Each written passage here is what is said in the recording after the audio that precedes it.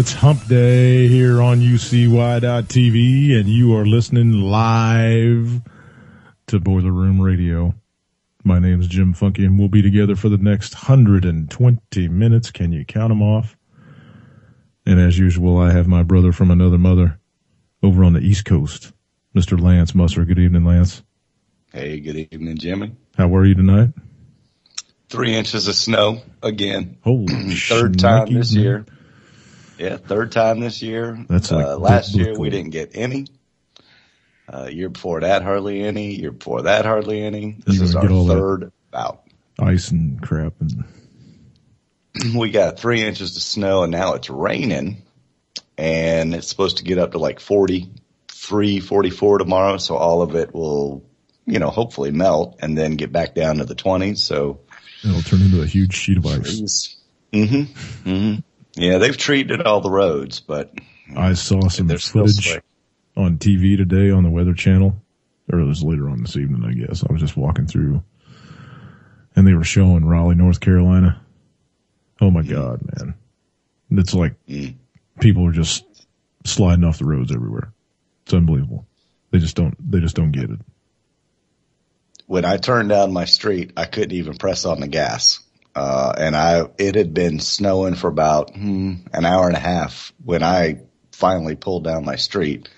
And I couldn't even, cause I drive a Chevy truck and rear wheel drive, couldn't even press on the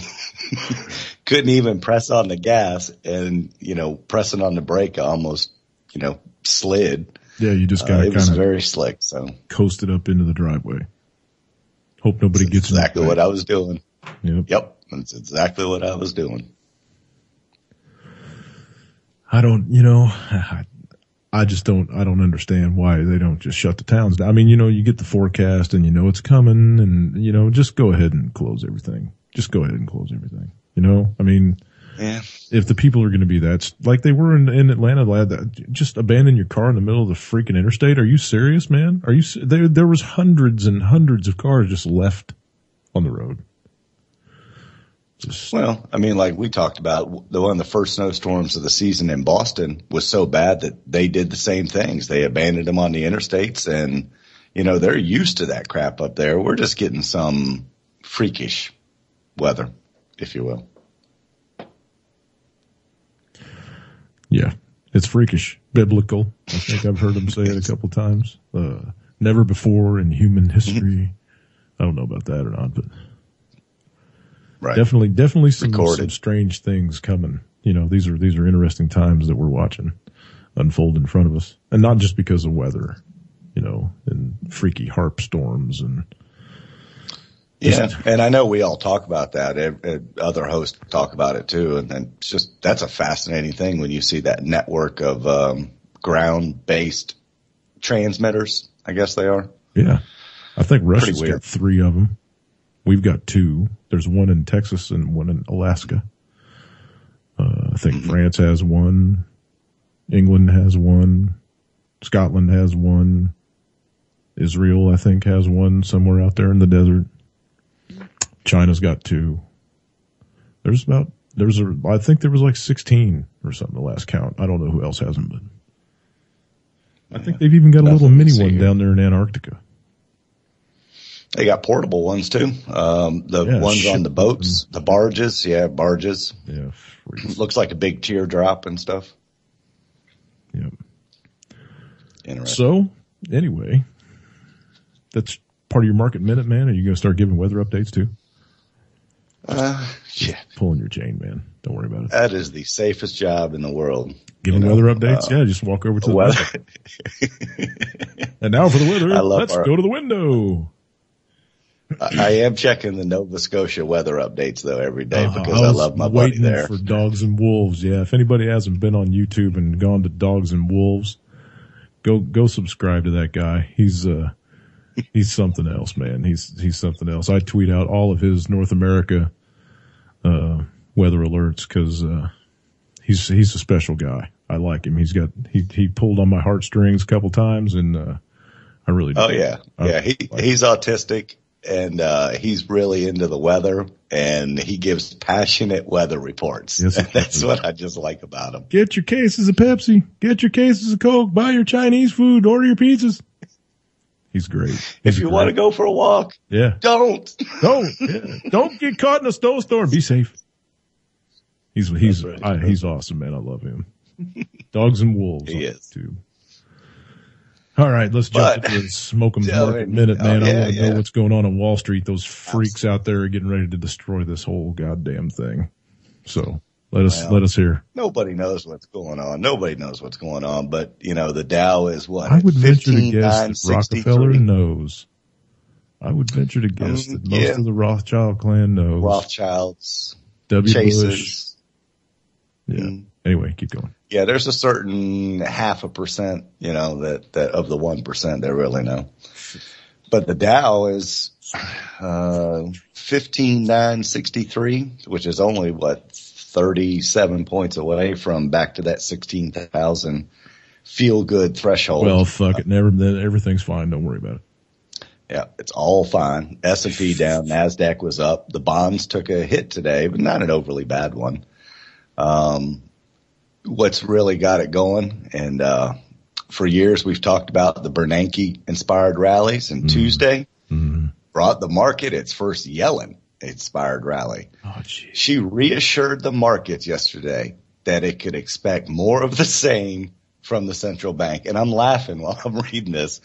In congressional testimony, she promised a great deal of time. We are going to keep manipulating the markets just like we have been for the last 50 years. No worries. Sorry, go ahead. She promised a great deal of continuity with the policies of her predecessor, Ben Bernanke. Yellen said she was surprised by the weak pace of job growth in December and January, but didn't want to jump to any conclusions about longer-term implications. And investors liked what they heard because yesterday it soared up 193 points, even though it ended down a little bit today, but still 193 up. And then when you compare to what it was down yesterday, it's still up. So bogus story right there. Oh my goodness. All this new economic stuff is just way over my head. I don't know what to expect. It's funny because, I want to briefly talk about Yeller. Sorry. I cannot see her name and think about that song either. It's crazy. I know. I want to walking into a brick wall. It definitely is. Anyway, go ahead. Continue with your minute. Yeah. Get everybody to think about the term inflation and deflation because we all hear it and we know what it is. But 5 years into the economic expansion, inflation shows little sign of picking up as prices rise more slowly for goods and services from automobiles to medical care, complicating the Federal Reserve's drive to guide the economy away from the precipice of deflation. Now, think about that for a second, because deflation is a persistent drop in prices, prompts households to delay purchases in anticipation of even lower cost. That's deflation. That's what they're worried about. But here's a reality check. If the price of food drops, are people going to stop eating? If the price of gasoline drops, are people going to stop driving? No. If the price of airline tickets drop, are people going to stop flying? Yes. So where's that's what they're trying to ward off. But I think it goes back to corporate profits more than anything else. Are you talking about prices going up or down? Well, if the prices go down on stuff, again, they're worried about the prices going up. So they're trying to stave off inflation. The Fed is, but the prices aren't rising, as much as they need to be. Right. So if the price of food drops, again, are people going to stop eating? If the price of gas drops, people are going to stop driving? No. So, and are they going to buy more? Smarter? No. They get the same amount of money, which is none. So what's the difference? You know what I mean? It's not like they're going to start spending more because they don't have any more to spend. If the prices go down, they'll get a little bit more for the money that they're spending, but it's not going to be a boost to the economy because they can only spend what they've got, right? They're spending it all anyway. You can, but you'll be able to get more for your money. So, right. But what I'm saying is, so you'd be able to spread your money around further, I guess, would be the only advantage. I see your point, but I think that's what the overall driving factor would be. You'd be able to spend a smaller portion of your money at more places because you're still going to spend it. Well, and some of the sleeple are under the impression that if everything's on sale, I can spend more money. So you've got that factor too. Yeah, or get it on credit or something like that. Right, exactly. Also, I think that this was an interesting story. Take heart, the downtrodden rich people of America.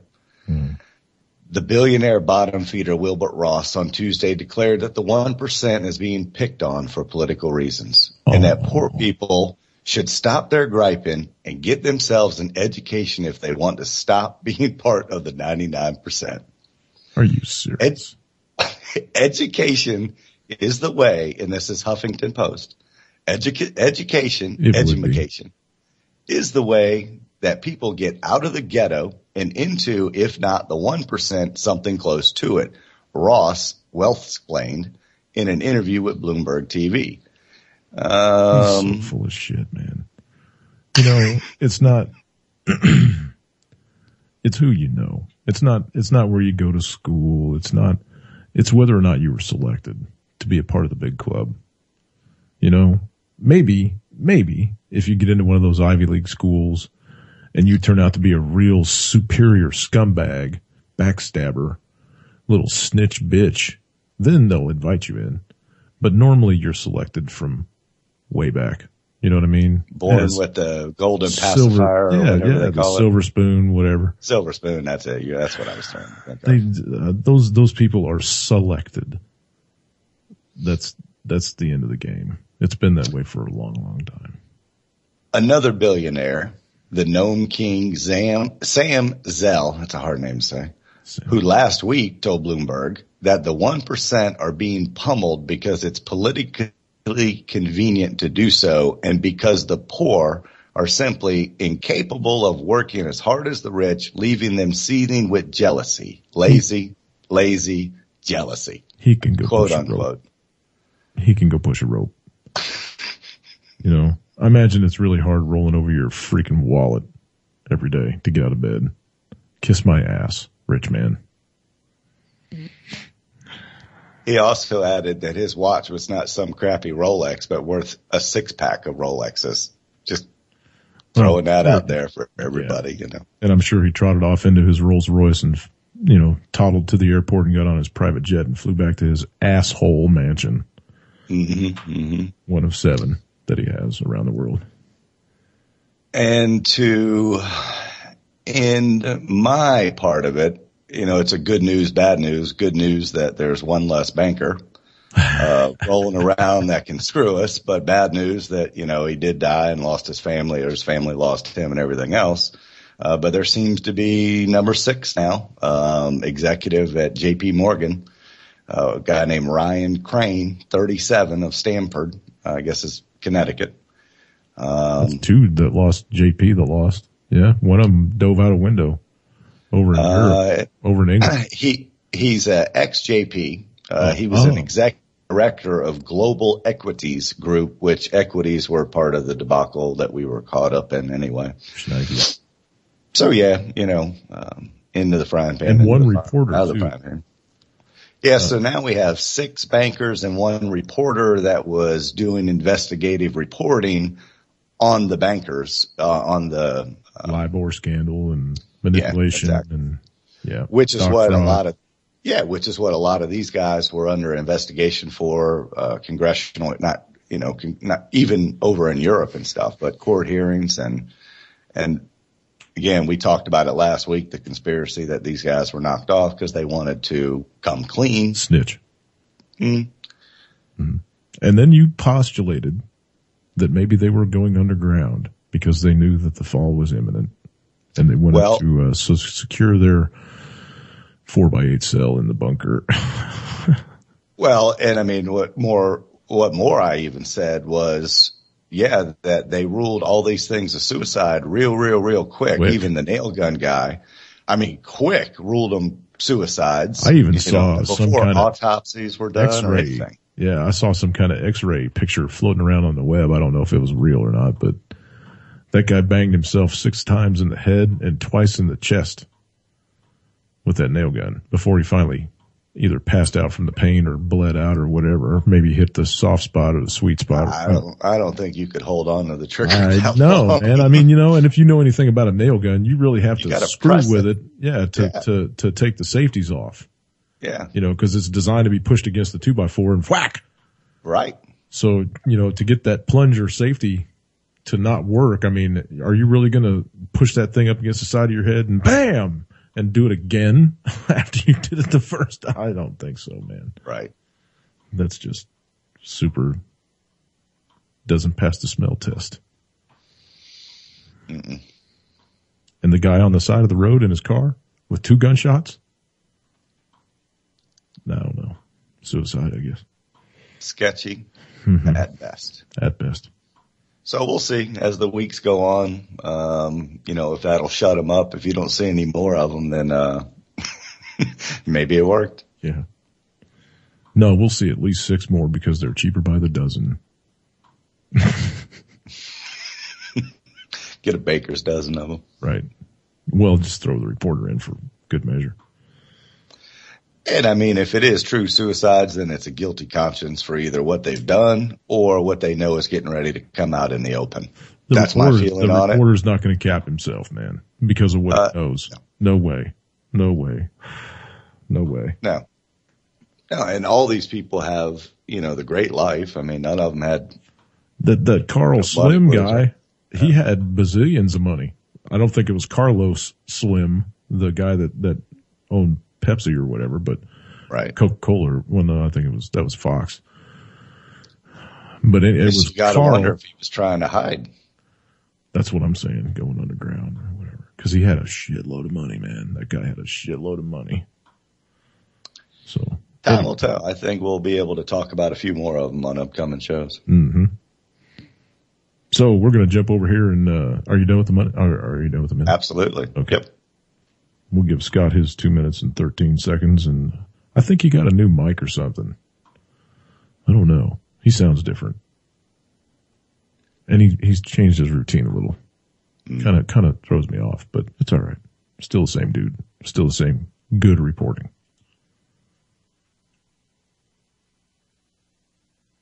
Freaking ad. 3, 2, 1. Hello, this is Scott, and it's a Hyper Report. Here are quotes for various items. First, collapse to accelerate. According to Richard Russell, since World War II, we have been living through the greatest boom in recorded history that is ending, and is usually characterized by lies and frauds. He goes on to say that stores that used to be crowded are now close to empty, and the economic gap is widening. He calculates that the real U.S. unemployment is close to 23%, which is near the 25% of the Great Depression. Next, 22 demographic tsunami. Here are a few. 1. Today, there are 40 million senior citizens. By 2050, it could balloon to 89 million. 2. 29% of Americans have less than $1,000 saved for retirement. 3. Today, only 10% of private companies in the U.S. provide guaranteed lifelong pensions for their employees. 4. Overall, the Social Security system is facing a $134 trillion shortfall over the next 75 years. Next, Obama violates law. With another delay in the employer mandate, Obama has again violated the December 31st, 2013 deadline specifically stated in the Obama-Rick law. To this end, if the law is not enforced, it is effectively null and void and should not be enforced in the future because it would be an act of discrimination. Next, CBO responds. Members of the CBO who must have received some type of severed animal head in front of their offices while not proclaiming Obama-Rick as utopia have now decisively downplayed their projections. With that said, no amount of soft talk by anyone can dispel the fact that small business employment, the engine of the economy, will be reduced as a result of this boondoggle. Next, data mining. The chief executive of AOL disclosure of healthcare details of 2 employees may have a lasting impact on how Americans feel about employers data mining their personal lives. Many Americans are likely uncomfortable about their employers knowing intimate details about their families, personal illnesses, and treatments. Well, get used to it because Obama-Rick was apparently technically designed to allow everyone to access all medical details on anyone. Next, our bank accounts are not safe. Please watch this short video on how governments and their agencies like the FDIC have positioned themselves to seize the people's paper financial assets from private bank accounts to IRAs. It is very likely that politicians in both political parties are on the move to make you kiss your paper assets goodbye. Finally, please prepare now for the escalating economic and social unrest. Good day. Listening to him on this new microphone or whatever almost makes me wonder if he went underground too. I thought his voice was sped up, myself with a synthesizer or whatever you call it. I don't know. So, I mean, it sounds like he's got a cheaper microphone. Yeah. Different, but I don't know. Maybe he'll get back to his old self. Maybe he's on vacation or hiatus or, just kind of doing it from a remote location. Right. Somewhere, Google Barge, maybe. I don't know. Did you listen to Manarino today? Is he worth the toss? Not really, because he's talking about net shorts, going net short on all of his stuff. I kind of listened to a little bit of it. Yeah, I don't think it would resonate with any of us. Talking to his Wall Street buddies. Basically, I'll give the synopsis, the Reader's Digest version of his 7-minute thing. He's pounding his chest about how well he's done over the last 2 years, and you can check his blog, the Free Trader site, whatever it is. Click on his face. Yeah, click on the face, and he points to it. But he's talking about putting net shorts on all of his holdings, and a definition of a net short is he's betting on the price of it to drop. Basically, that's the nutshell of what a net short is. So he's put all this stuff on a net short, which is it's very risky. Extremely risky, but that's what day traders do. They have thick skin and they're risky. So he thinks it's getting ready to crash, and that's why he's put net shorts on almost all of his holdings. He goes into a 7-minute diatribe about it. So I just explained what he said, so we can go on to something else.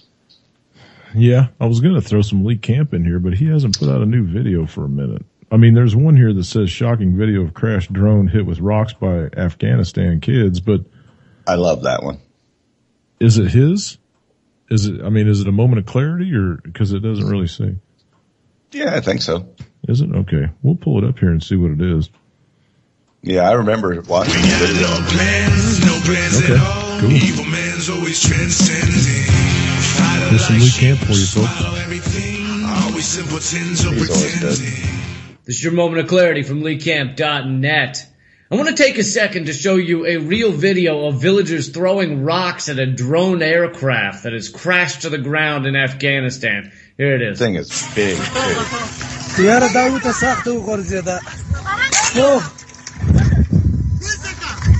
this is a Predator. To narrate it, it's a huge Predator drone. Yeah, it looks like a bunch about of people in robes are throwing rocks at it. $25 million sitting on the ground there. After seeing that video, I imagine you're having the same thought I did, which is how sick, how repulsive, how terrible for those villagers to beat a defenseless little drone. That drone was just minding his business, just doing his job of patrolling the skies, looking for terrorists to bomb, looking for people who look like terrorists to bomb, or people who walk a little like a terrorist, or family members of someone who expressed interest in a group that once expressed interest in donating money to a group that expressed interest in terrorism. That's all he was doing. And then obviously that drone's day got worse because he crashed to the ground. And then did the villagers go up and help him? Did they? Did they show a little common decency? No. They beat him with rocks. Not Nerf rocks, not rock candy. Those were real rocks. That is a hate crime, all right? And I don't think we should stand for it. You see, there's a way to create true, real terrorists. There's a recipe. There's a cookbook that Paula Deen used to pull from. That recipe is to take 1 part poor people, Then you take 2 parts giant militarized planes flying over their heads at all hours. You put in a sprinkling of death to their friends and family. By the way, this recipe calls for no judge, no jury, no statement of charges, no way for them to plead their case, no way for them to avoid possible death from above, and also no paprika. Don't use paprika. So you take all those ingredients, you stir them up a little, and you put them into the desert, and you let it bake for about 5, maybe 10 years, and voila! You have yourself thousands, if not tens of thousands, of brand new terrorists. Jamie Oliver and Rachel Ray would be jealous. Look, I'm not saying I like this recipe. In fact, I hate this recipe, but I'm just telling you, our military seems to love this recipe, and it works every fucking time. That's been your moment of clarity from LeeCamp.net. If you think this video is important, I hope you forward it to friends and post it wherever you want. The music here at the end is by Types and Strange Flow. I'll have a link to their album in the description. Keep fighting. Not alone, fighting to keep our homes while companies do its wrong for policy of alone. We in the war zone and they buying predator drones and want us to sit at home and all watching the throne. Politicians trying to tell you what they ain't got. The government and big banks in the state. Love that Lee Camp. Always makes everything pertinent, you know, and funny to get people's attention. If you are not following him on Facebook, you should. He puts out some very, very funny memes almost daily. Sorry, I knew that cough was coming. I should have ducked away.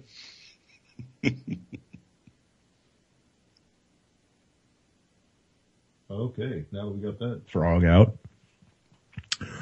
Where do we go now? Phones are open, everybody, for the rest of the show. We got 90 minutes left to fill. Count them down.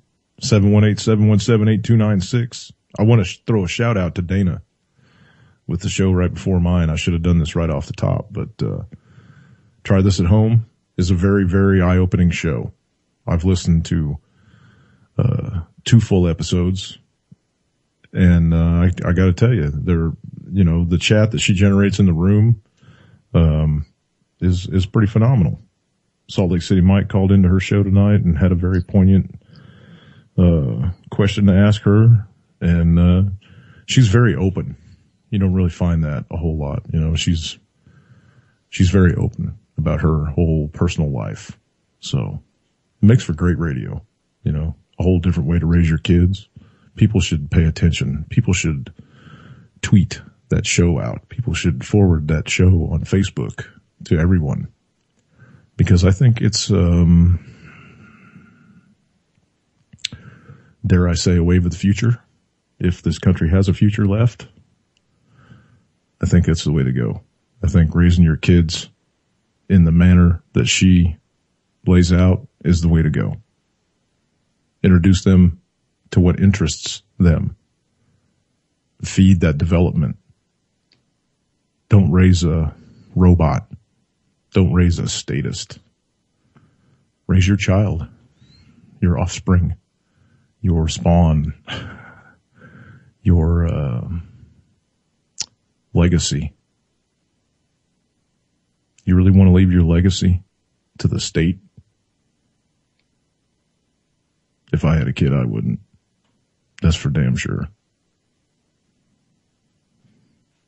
Oh, wow, there's deer out in my yard. Oh, cool. I can't wait for the crickets to come back either. Yeah, me neither. We're supposed to get 60s next week. 60s. Out of that. One day it's going to be almost 70, man. I'm thinking about dragging the boat down just for the day. Dipping it in the water. But the second, what you listened to the show tonight too, or the last half of it, and she's great. I liked it. It was a lot of good information. It is. It's eye-opening. You know, I've never heard the words unschooling until she came to the network. I hadn't either. Yeah, I hadn't either. And once I did, I Googled it, and I noticed that it's been out there for quite a while, actually. You know, there's other people that have written books on it and stuff, and but she's got a whole new, fresh take. You know, her perspective is unique. So I really do enjoy that show, and I'm glad that it's on UCY.tv before me. Makes me pay attention. So, like I said just a minute ago, 718-717-8296. If anybody wants to jump in here and take us down some rabbit hole that they've got itching at their leg or whatever. If you're on UCY's friends list, I am on the network tonight. So UCY.TV, hit me with a note and I will drop you into the call so we can shoot down some different paths tonight. I got a bitch. Yeah, you throw it out there. All the number, and I'll use your drone, not your drone, but the drone thing that we just looked at, that was there to kill people, terrorists. How many drones kill innocent people every day? I mean, it's out there. Drones kill innocent people every day. Mm-hmm. We're fighting needless wars, killing innocent people every day. Other countries are fighting needless wars every day. You don't see anything. You don't see just in Iraq. Of soldiers or no, deaths? 250,000 civilians killed in that war. Okay. Yes. And not much word about it. A war on terror, which is, how do you, in war, terror? But anyway, I digress on that. So you have all this stuff going on in the world and nobody talks about it. And you kill a giraffe and the world goes freaking nuts. Yeah. These people are getting death threats. I mean, what is fucking wrong with people? I don't know. I got to do the devil's advocate thing and I got to take the zoo's side on this for just a minute. Now, granted, Absolutely. they got a whole bunch of offers from other zoos and private, I don't know, collections or whatever that wanted to buy the giraffe. They knew they were going to get rid of it. It'd been out there for months and months and months. They'd been talking about it. And they decided, hey, look, it's going to save us money feeding these animals for at least a couple days, whatever. And we're going to turn it into a lesson for the kids. And we'll see if they want to come check it out. So they offered, and the kids showed up because they wanted to see it. They wanted to watch. Tons of them showed up. Yeah, they dissected this animal in front of them and showed them what nature was about. You know what I mean? I guarantee you that those kids learned something that day. I imagine some of them probably threw up. A few, maybe. I don't know. But they learned about nature. They learned about how animals are built. They learned about you just keep naming it off, man. They learned how to dissect an animal. They learned how to carve meat. They learned how to skin it. They learned how to do all kinds of different shit. I mean, come on, man. Why? Just because it's something that makes you upset, you're going to actually send these people death threats? Really? Don't you have a couple other things that are more important to be sending death threats about? Like, hey, how about you write your shit that I just talked about? Right. How about you write your congressman about the drones? How about you write your local sheriff's department and ask him about the police brutality that's been going on around your local area or something? You know what? F the giraffe. Shit happens every day. Go ahead, man. No, I mean, I understand the reasons why, because they didn't belong to the same club and everything else. And I'm not saying it's not sad. Don't get me wrong. But for the millions of people that are talking about it on Facebook, these giraffe threads are getting dozens and dozens of comments. And then I post something up there about the government taking away our rights, and I can't get a like on the damn thing. Yeah. What? Yeah. Priorities, people. Priorities, people.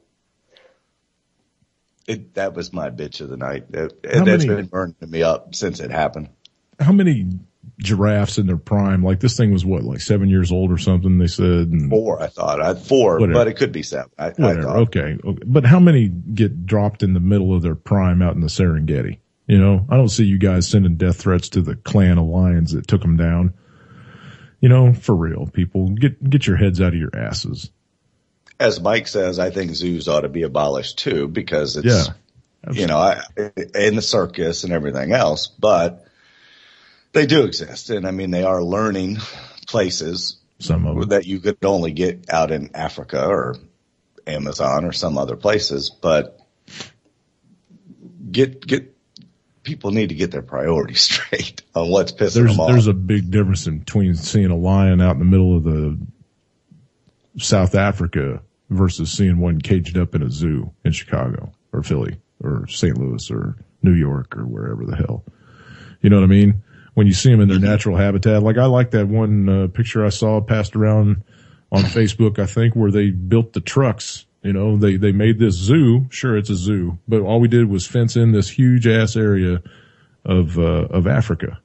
And if you people want to see these animals, then you climb inside this truck in this cage and you sit down in these bitches and we'll take you and drive you around. And if we see some, we see some. If we don't, we don't. And they had like lions climbing up on top of the cages and stuff and looking at, you know what I mean? That should be a zoo. Mm. Wild in their natural habitat. Go check them out. You know, you can't afford to do it. Rent the video. We have one right here in Virginia. It's called, Safari Park. It's out in, Stanton, Virginia. Mm-hmm. And it's a huge couple of acre, place that's been kind of retro back to Africa, but every animal in there is in Africa. I mean, there's camels, that come, llamas, bulls, gazelles, and you drive through and you buy the food at the beginning and they come up to your car and then you can go up to the giraffes or you can go up to the llamas or the camels. But they're all pinned up in their own pens and stuff like that. I mean, that's you drive through other than the wild, the dangerous. But they got you're right. That's what I'm saying. They don't got the lions next to the gazelles or, you know what I mean? No. See, that's not the same thing. But they're running in a couple 100-acre thing being fed by people every day rather than a cooped up cage. I feel you. You know, that's the only difference. Right. But still, they should all be done away with. Yeah. I mean, there's a whole lot of other stuff that we should be done away with too. But we got to get our priorities straight.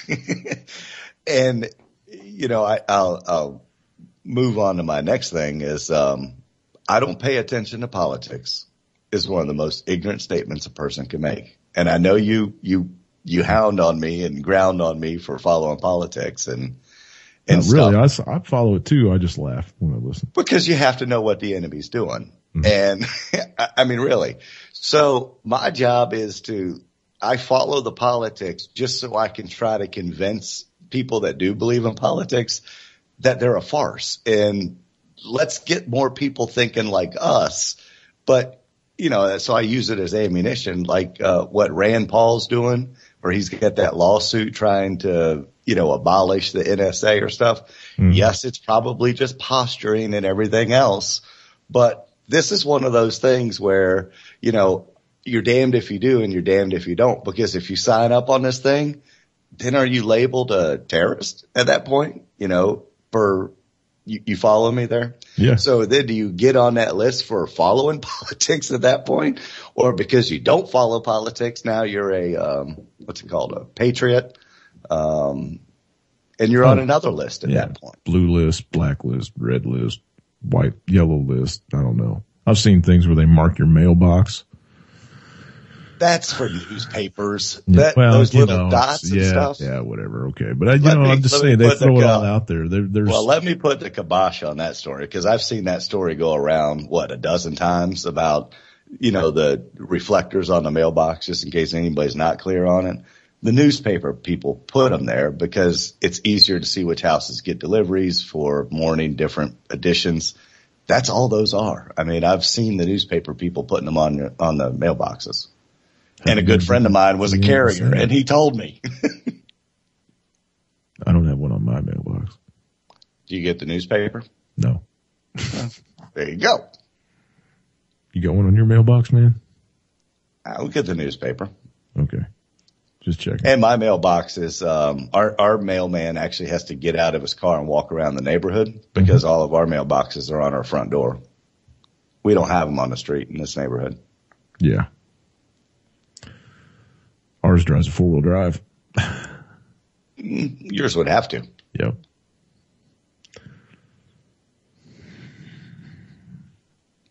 So going back to that, I just asked people to follow politics so you can try talking some sense into some of your friends that do. So you know what lies they're being fed. And you know, the reason that you need to follow it is for the simple reason that something happened today. I think it was today. It might have been yesterday. I think it was today. Hey, you're getting a phone call. My dad texted me from frickin' Hawaii, laughing at me because we're looking at snow. Oh yeah? Ask him how the radiation is. I said, don't eat anything while you're out there. That's right. And don't go swimming in the ocean. He is. That's a picture of him in the ocean. Goober. Tell him I called him a goober. Yep, I will. And when his toenails glow tonight, tell him to think about me. So anyway, where was I? Oh, you need to watch what they're doing. Something happened today, maybe yesterday, but they decided that for some reason Syria is going to be a part of our homeland security problem. And I just, you know, I'm trying really hard to put these dots together as to how Syria can have any relevance to our homeland security and as to why, you know, cause this was all part of the buildup.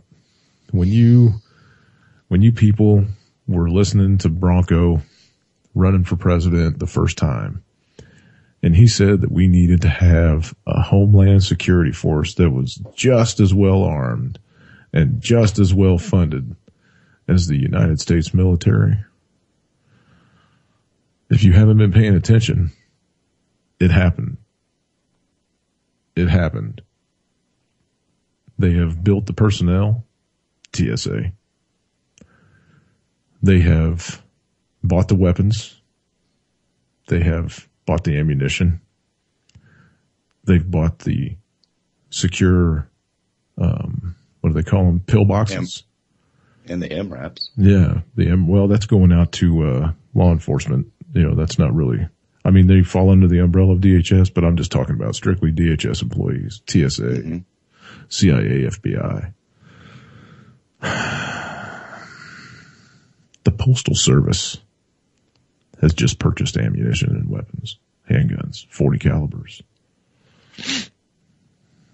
and a few shotguns. I don't know what's getting ready to happen in this country, but I guarantee you it's not going to be pretty. It's just not. You know, these people that are in power right now are not going to give up their power. They are not. They're not going to go down without a fight. And the fight's coming.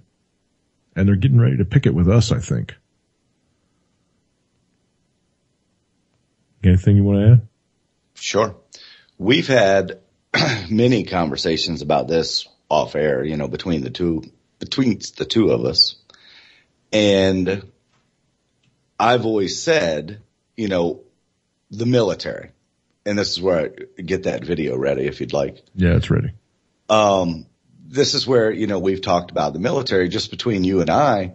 And I've always said, you know, there's got to be people within the military that are as wake as us. And yes, there's a lot of sheeple in the military because that's how you're conditioned. And you didn't wake up until you got out, correct? I saw all the politics and stuff, but I didn't realize how deep it went. But you were drinking the Kool-Aid. Right. Of I was still waving the flag and shit, yeah. Right, patriotism. So I've posed the question to you of, you know, why is the military would need to be able to say no to these people. And, you know, because the military, you're going to have to refresh me on the rule why they can't fight on soil here. Posse comitatus. Yes. So that's why we have Homeland Security. But they already went around that though with the 2012 NDAA. Right. There's a circumvent against posse comitatus. There's also a circumvent against them taking over your house. I can't remember what the exact name of that is, but you know, Anyway. Well, and the Fourth Amendment protects against that, doesn't it? The unreasonable search and seizure and. Well, no, there's a whole different part in the Bill of Rights that says that they can't come into your home and use it as refuge and, you know what I mean, eat your food and blah, blah, blah. The military can't do that. So I can't remember what it's called. I'm sure somebody in the chat room will, but go ahead. But we've always talked about, you know, why don't we hear, you know, obviously you can't, some military guy can't go on the internet and be spouting off all the stuff that we do because, you know, I'm sure he would get in trouble. Yeah. And then this video. Yeah, exactly. And then this video, that Jimmy's getting ready to play, I heard it today for the first time and I was like, there it is. We've talked about where it's written in the playbook where, you know, the elite do not win this final battle. We win. The meek shall inherit it. And I think this is how. So I think this video, delves into what you and I were saying about the military. Well, I think there's more awake military. So if you play it and then we'll talk about it after. Yeah. And just to preface this a little bit, the guy that's getting ready to talk is a veteran. I think he's a Navy veteran, if I'm not mistaken. But I want you people to know, regardless of whether you take the group Anonymous seriously or not, they are real. There are a lot of them around the planet, and there are a lot of them in the military.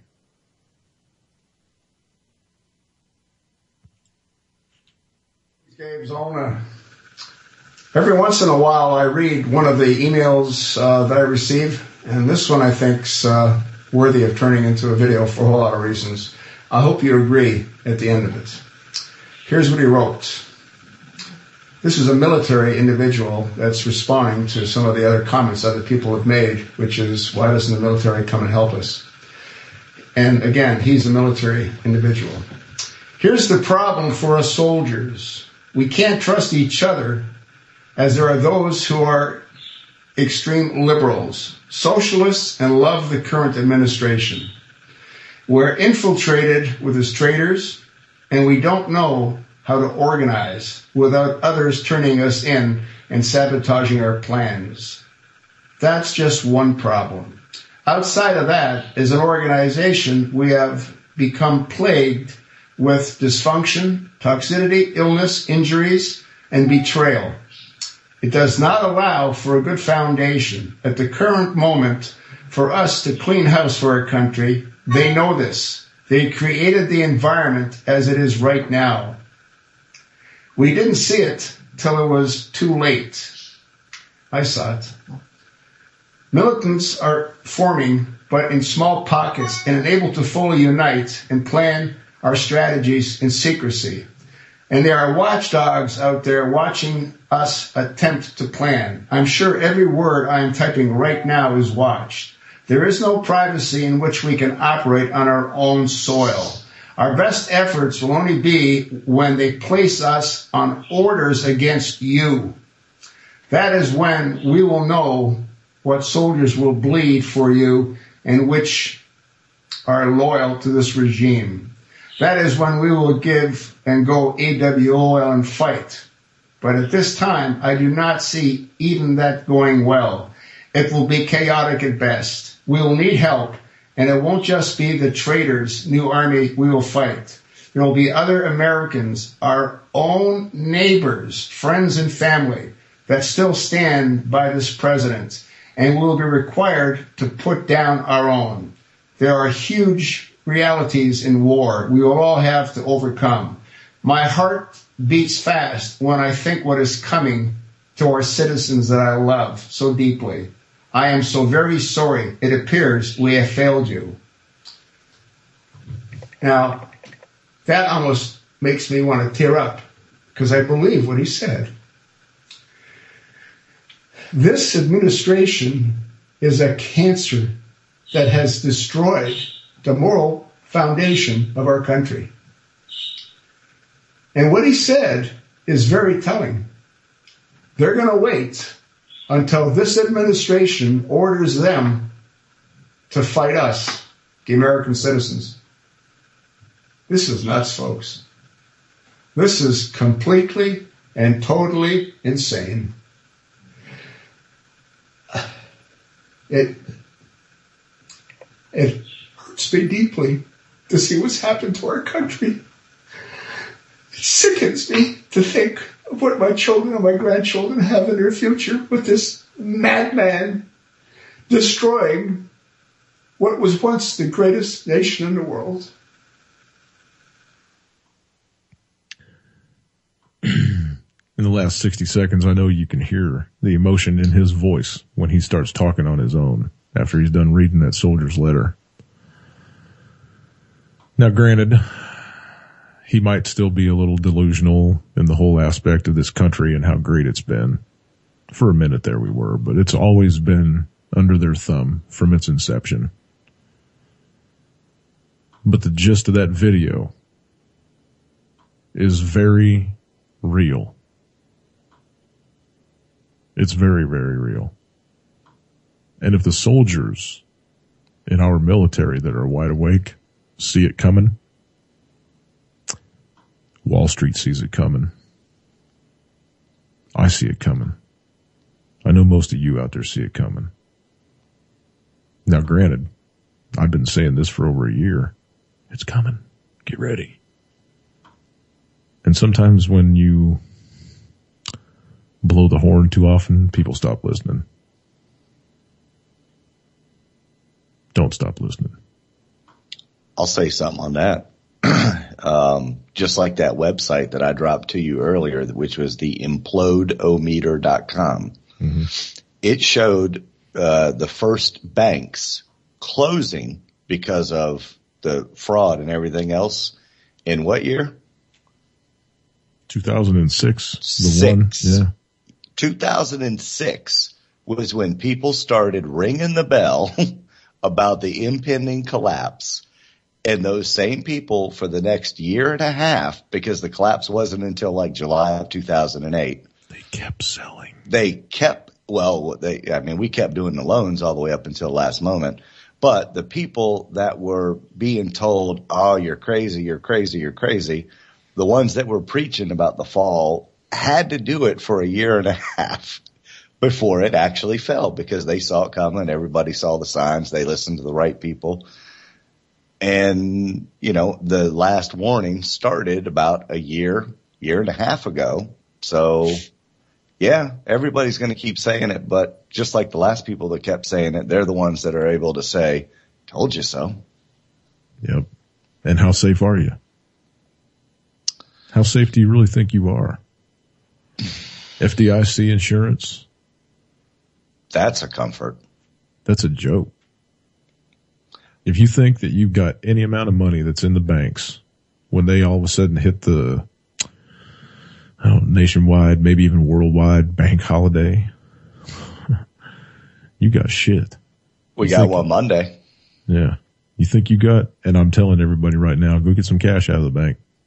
Go get a couple $100. If you got it, go get $1,000. If you got it, go get $5,000. If you got it, get some cash out of your bank before next week. And you want to make your teller laugh? If the sign that says fully insured by the full faith and credit of the United States government or treasury or whatever it says is movable, pick it up, turn it around, point it to him and said, that is the funniest thing I've seen today. Thank you. Mm-hmm. And every one of those tellers is going to laugh because they know it too. They all know it. Because I do it every time I walk into the bank. I say, that's funny. And they laugh and they roll their eyes at me. But the last time I got cash out of the bank, I got a bunch of brand new Hyundais. I mean, brand spanking new. They weren't even creased. They were all the new Monopoly money, yeah, colored with ones. The purple stripe and all that bullshit. Yeah, that matches up to Monopoly money. Yeah. They were even in sequence. She was like, make sure you feel these before you go handing them out to people because they have a tendency to stick together. And I was like, wow, is that real? She goes, none of it is. I said, here's one of my cards. I got this radio show on UCY. I think you'd like to listen in. She was, she was wide awake. A lot of people in the banking industry are, but there's a lot more that aren't. And they believe in all their bullshit, man. They believe in their own bullshit. Just like the guys on Capitol Hill. Look at, hey man, I gotta throw this out there. Did you hear Barry? I wasn't watching the speech. I don't watch his speeches. I might even actually go see if I can find a clip of this, but did Barry actually say, I can do what I want? I'm the president? Yeah. He said that during the State of the Union. Are you effing serious? No.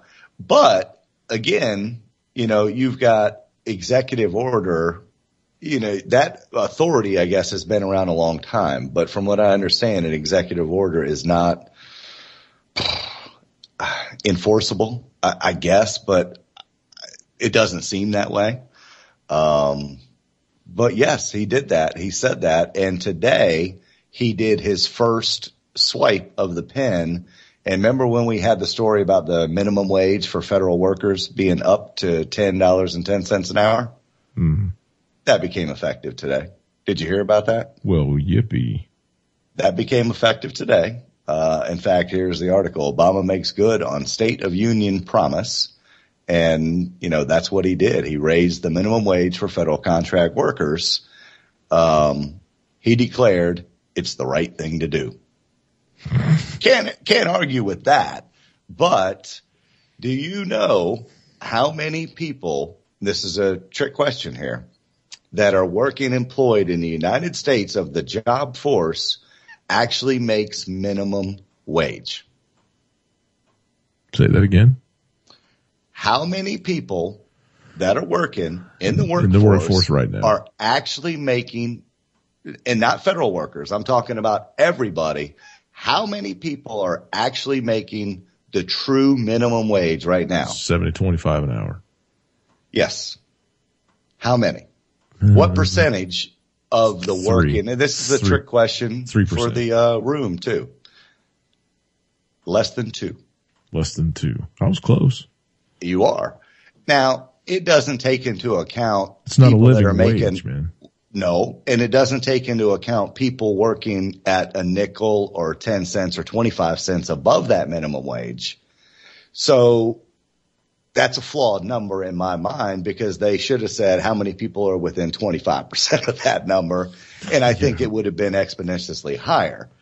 But that less than 2% of the working people are actually getting minimum wage. So to raise it to $10 an hour.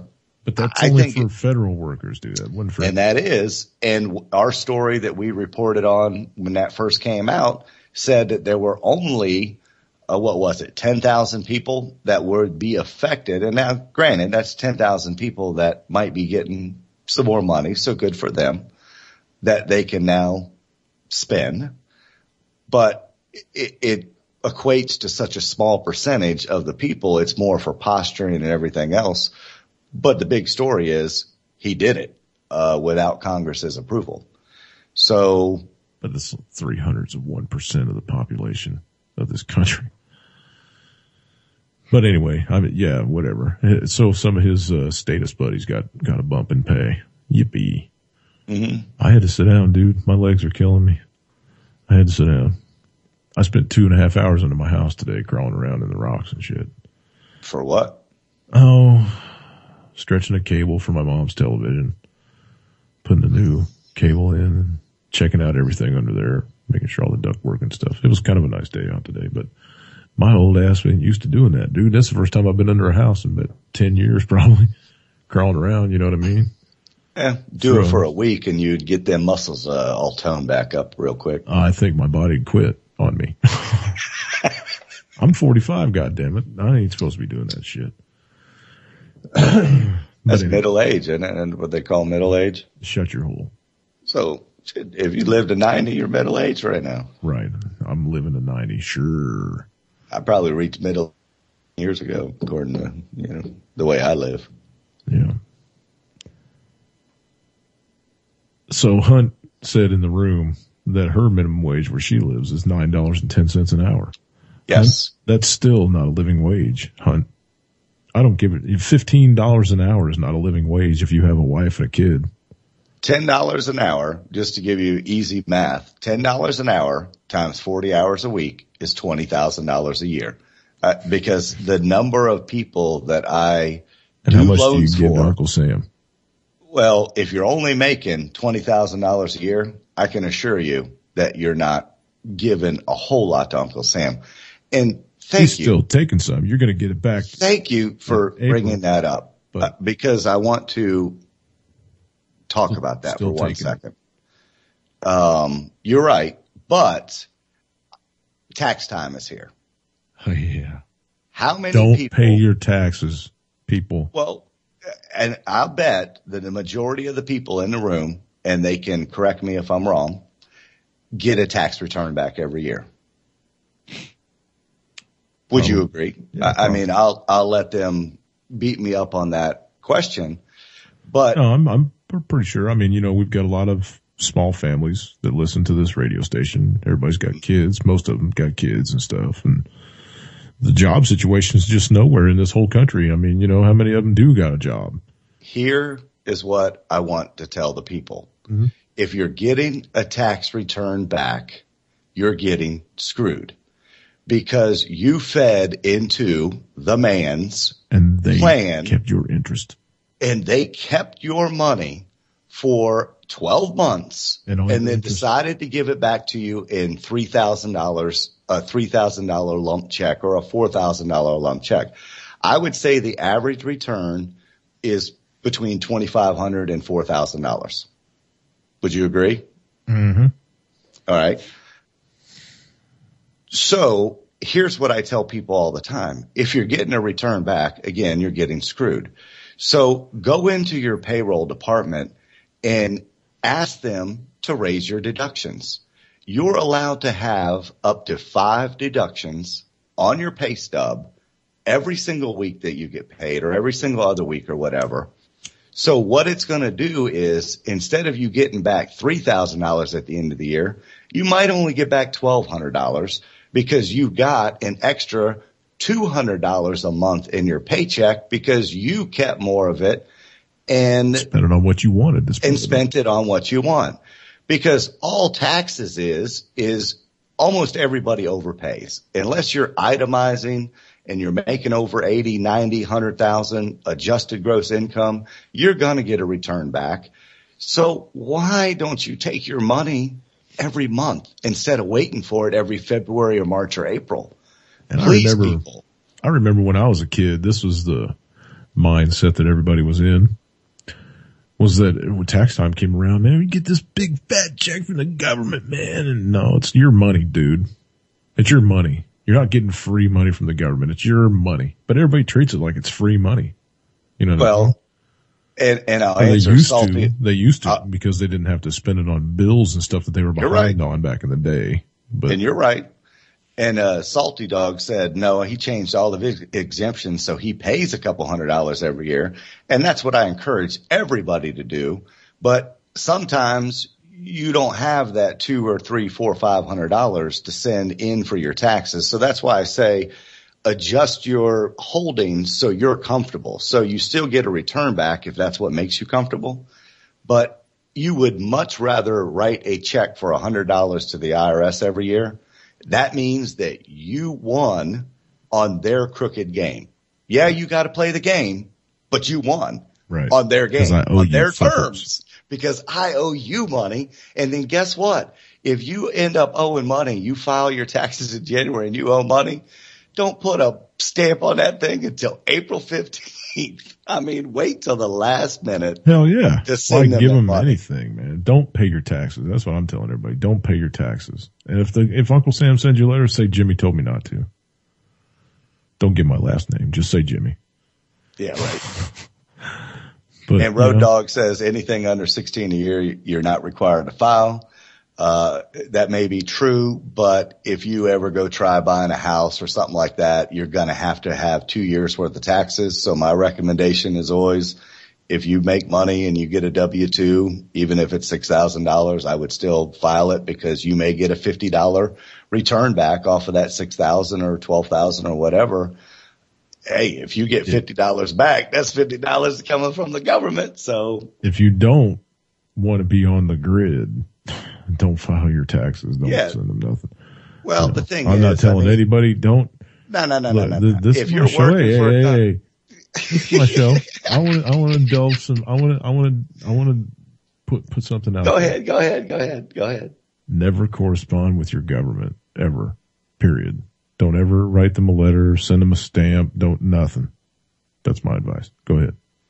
But if you're working for somebody else and they're required to file W-4s with the government and you have to fill it out to get your paycheck stub. Right, I know. I mean, that's kind of hard to get around that. The government knows who you are because you just signed a W-4 telling your payroll department and the U.S. government, hey, this is how many deductions I want withheld from my paycheck. So, I mean, the government knows you're there if you have a W-2 job. But if you're self-employed, hey, work for cash. I'd take Jimmy's advice. Yeah, work for cash. Extend your large middle finger to the fucking federal government. That's my big thing, and I wanted to get that out there. Is come on, if you're getting a return back every year, just raise your deductions so you can keep more of it every month. I know you'd want it. Yeah. Everybody's got stuff they got to pay for, man. You know, they're behind on car payments, behind on rent. You know, got to get the kids stuff for school or new shoes or jeans or, you know what I mean? Nobody's got a job worth of shit in this country anymore unless you're a banker or work on Wall Street. Going back to your other lady show, I mean, your kids, you're trying to get them into stuff. Use that money for that so you don't have to keep them from out of stuff. Right. Spend it on something that's worth it, man. You know, that's why I'm telling everybody to get their money out of the stock market too, because I know it's going away. I don't, you know, I'm so up and down on whether it's going to happen this year or next year or what. I don't know. You know, from one minute to the next, we watch these videos, we listen to these videos, and you guys all in the chat room and listening to UCY.TV, you all listen to me 3 days a week. You know, you listen to these videos like I listen to them. It's up and down and up and down and up and down and up and down. And these people live their life on a 24-hour cycle. And you never know when one of them's going to, you know, break shit and just trash the whole thing. Did you ever find out anything on those gold puts? Mm-mm. Some jerk off like that can tank the whole stock market with one little call. You know what I mean? That's all it takes. That somebody sees that trend and they follow it. And then 100 people follow that one. And then 1,000 people follow them. And then, you know what I mean? That's all it takes. That's all it takes. It's like a video going viral on the web. That's all it would take for Wall Street to just hit the shitter. And it'll happen in an hour. We won't hear about it until the 6 o'clock news that night, but it'll happen in an hour.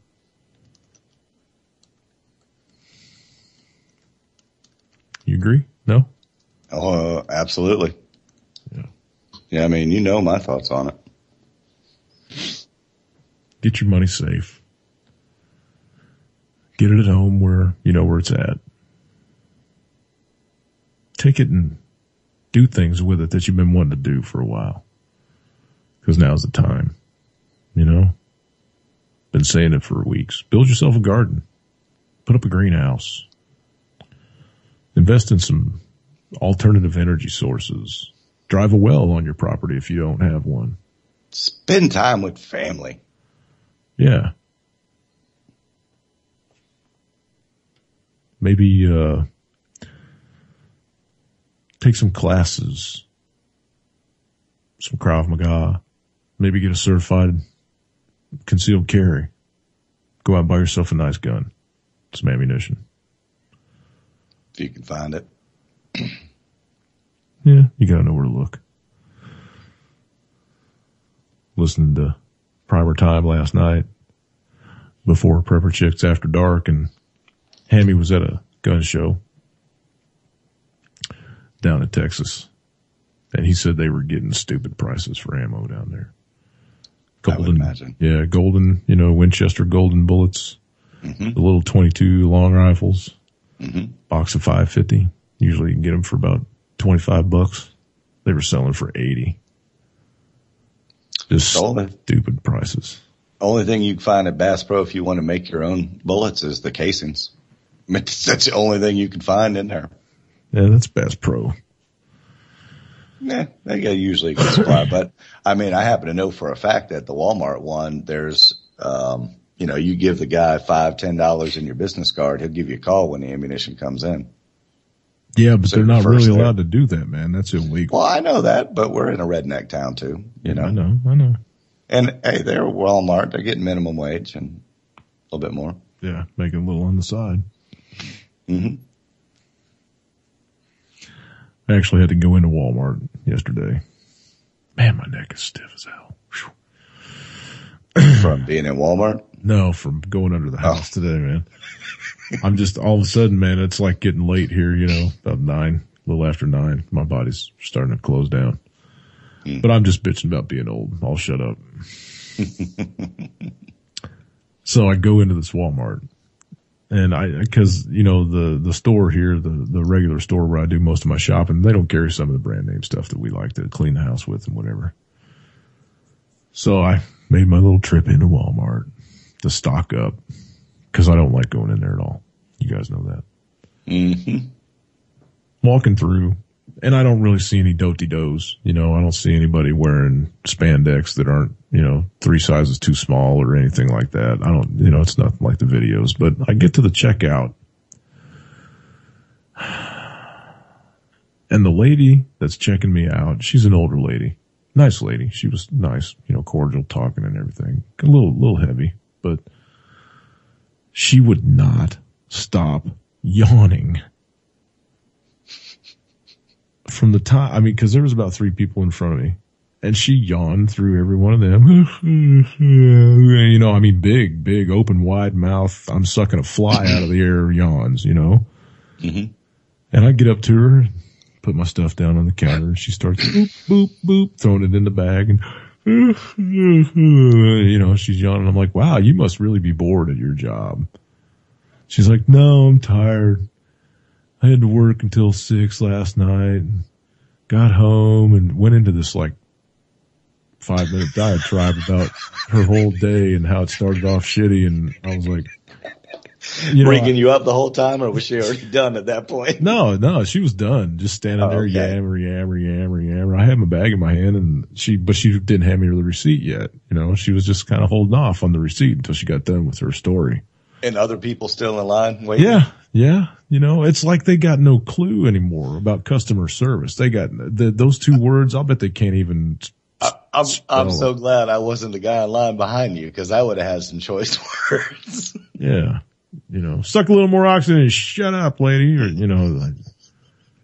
but that's why I hate going in there, man. I honestly, I can't stand going into Lowe's anymore either. When you go into the Lowe's here, it's like, if you find one of the little red shirted freaks that work there, when a customer walks through the door, it's like scattering roaches. They go in all different directions to get the hell away from you so they don't have to talk to you because you're a customer and you might screw up their day. They might not be able to text their friend. Now, is that in your town where you're at now, or was that in Rantoul? No, that's in this town that I'm at now. Was it like that in Rantoul? It was just the opposite. It's like. Exactly. Because I got to give mad props to my Lowe's here. That's the only place I go, because there are 2 people on every aisle. So, all the time. And even I don't understand what it is, man. Aren't you people happy you got a job? Granted, you're working for a big box, and it probably sucks balls. And I'm sure they don't get, every one of them. If you're on aisle 2 and you ask them where something is and it's on aisle 18, they'll walk you. They say they walk you down. And I'm like, it's like that at the Home Depot here. And see, it was just the opposite up in Illinois. In Illinois, I wouldn't go into the Home Depot because those people were just a bunch of non-nons. They were just walking around, like a fucking bobblehead. But the Lowe's was great. You go into Lowe's, you can find anything in that sumbitch. That's a management problem, because as being a manager for 15 years, that manager does not know how to motivate his people. But they don't give a shit, though. I cannot be the only one that complains, because I complain now. I'll be the prick. Hell yeah, I'll be the prick, because I am the customer. You know, if they give me a bunch of bullshit at the checkout, I'll look at them and go, you know what? If it wasn't for me standing here on the other side of this counter, you wouldn't have a fucking job. You know, don't you talk to me like that, you little squirt. Go get your goddamn manager. I'll be the prick. You know, if I get a wrong order, here. I'll take it back and I'll tell him, look, man, I didn't stand here for 30 minutes the last time I ordered this shit for have you send me the wrong shit. You know, I explained to you fully what I wanted, and I wrote it down on a piece of paper and I gave it to your dumbass, didn't I? Why did you order me the wrong shit? I just don't. You know, I'm not the politically correct guy anymore. There's limits to it. I mean, you know, there's limits to it. I won't, you know, go out of my way to make a fucking scene in front of a bunch of people, but, and I try not to embarrass people in front of their other employees or whatever. You know what I mean? I just won't do that. But I don't take no bullshit off nobody either. I'm the goddamn customer, motherfucker. And I remember back when I was a kid, it used to be on the front of Sears, satisfaction guaranteed, or your money back. And they still, I mean, Craftsman's still that way. Craftsman tools, they're still that way. You bring them a broken tool, you get a new one. They stand by their word. But you don't see that. Walmart used to have satisfaction guaranteed on the front of their stores. They still do? No, they do not. What? You find me one that's got satisfaction guaranteed on the front of it. All right, I'll take a picture of one when I go in there next time. Okay. If I have to. It ain't on the front of ours. Well, maybe not on the front, but it's there by customer service. Goddamn Walmart. I don't remember seeing that anywhere in that goddamn place, man. Satisfaction guaranteed? No. Low price guarantee, maybe. But no. Satisfaction guaranteed? No. I mean, you can always bring it back within 90 days for a store credit on any item, even without a receipt. Store credit, yeah, you're not going to get your money back. 30 days. 30 days with a receipt, you'll get your money back from Walmart. I mean, I've taken stuff back. I mean, I've sat there and read their return policy. But it goes from 0 to 30 and then 60 to 90 and then something else. And then you only get a store credit, or you can't get anything after 90 days, I think. But Walmart's still the number one complaint driven retail business in America that receives more complaints than any other company is Walmart. And guess what? They're still number one, even with all those complaints. Because you can't shop anywhere else, man. Everything's out of business. Everything else is out of business, man. Yeah, all the mama, that's all Rantoul used to be. My old hometown, that's all it used to be was mom and pops. They were all over the freaking place. The True Value hardware store was a mom and pop open. There was a lumber yard in town, a little bitty town like ours, man. We didn't have more than about 10,000 people, 12,000 people, 15,000 people, maybe at the most. We had a freaking lumber yard, dude. You could go in there and get custom cut shit.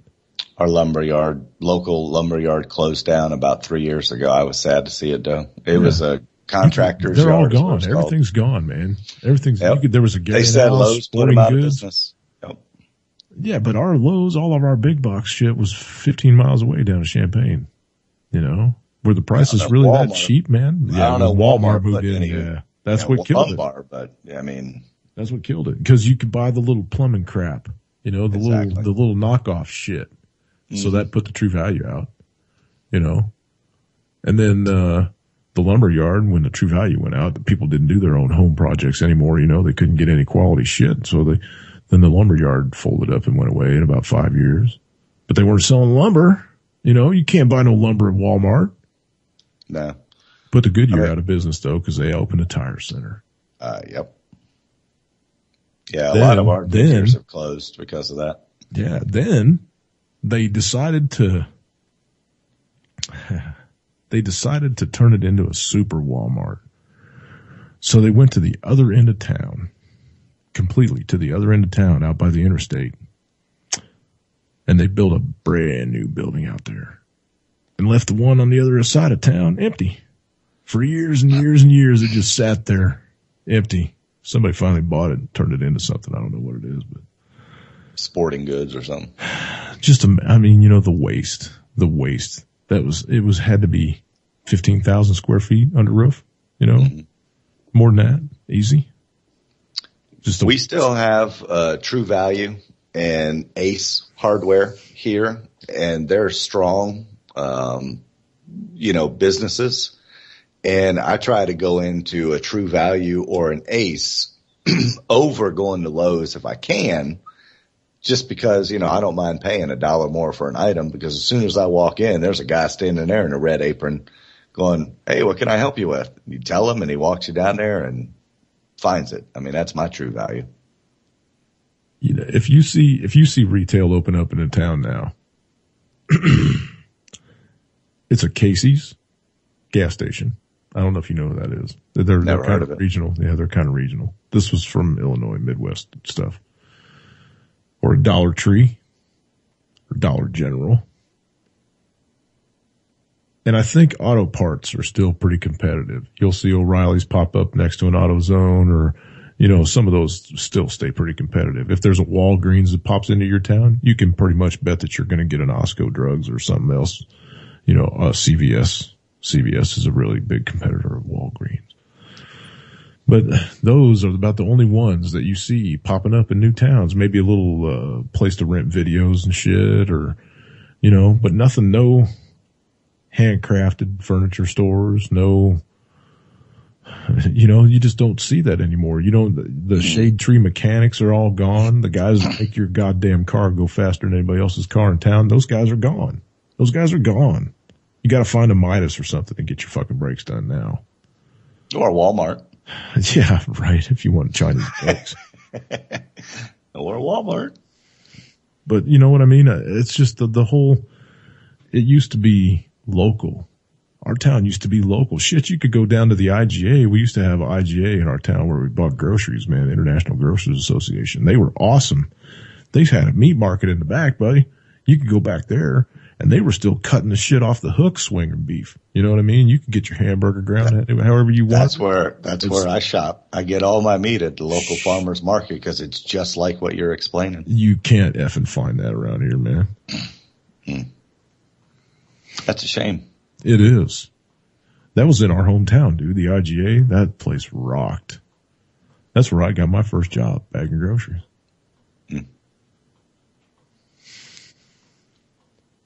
I don't know what's happened to this country, man. I look back on my life now, I'll sit and kind of close my eyes when I'm getting ready to go to sleep at night, and I'll think about how I got where I am and what all I've gone through and all the things that I've seen, done. I cannot, for the life of me, understand why I wasn't paying attention, why nobody else was paying attention. Few people were, and they talked, We listened to their archives on this network. Mae Brussels tried to wake people up back in the 80s. Phil. Yeah, Bill Cooper tried to wake people up in the 90s and the early 2000s until they killed him. But everybody was like, "Hey, you crayon eater, shut up. Go bitch to somebody else. Tired of listening to it. The government's fine.